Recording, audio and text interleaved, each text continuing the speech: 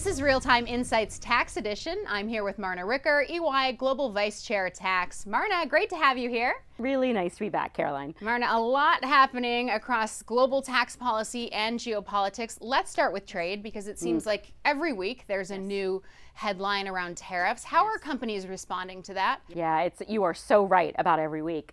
There's really two big things on CEO's mind. The first is cost. And so, what is that impact ultimately to their supply chain, to their products, and making sure that they're taking care of that. The second thing is ultimately what is their long-term supply chain going to look like. In addition to trade, there's also this total tech transformation. AI and automation are totally changing the way people work.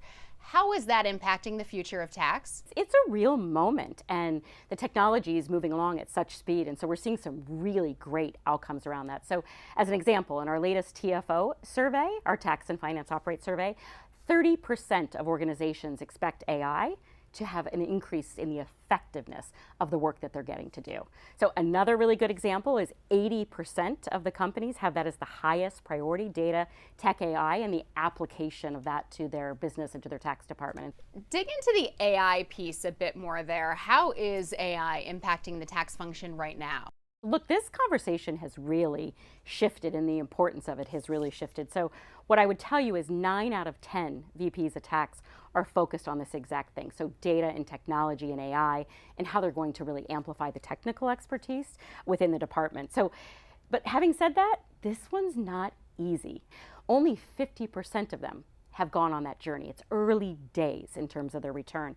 So, we're working with the clients and really taking data straight out of their enterprise-wide technology systems and then doing some really insightful manipulation and comparisons and benchmarking for that, for them to make capital decisions, for them to make business, M&A type modeling decisions. And then what a really interesting piece for you is 9 out of 10 of the companies, and particularly the VPs of tax, are using third parties to really get ahead on that AI journey.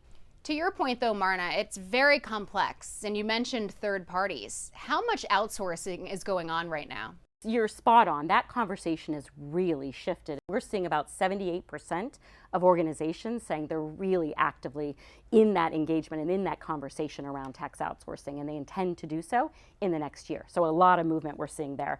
I would tell you that it's a lot about ultimately their ability to innovate more. Like they want to stay front office with their customers. And one of the things we're most focused on is making sure it's done consistently, safely, responsibly on a global basis. And so we've built a Gen AI factory. So all of our agents for our clients, or our clients can come in and build inside that Gen AI factory for tax. So looking ahead, what excites you the most about where tax is going? Well, look, the thing that I love about tax, so therefore makes me excited, is the opportunity to really, really amplify the strategic thinking. And I have to tell you, the AI component of this, and that opportunity to really exploit that technical expertise and the value that you can contribute back to an organization it's really important to the next gen, and I'm loving that. Marna, thank you so much for sharing your insights. Great to have you. Great to be here. That's Marna Ricker, EY Global Vice Chair of Tax.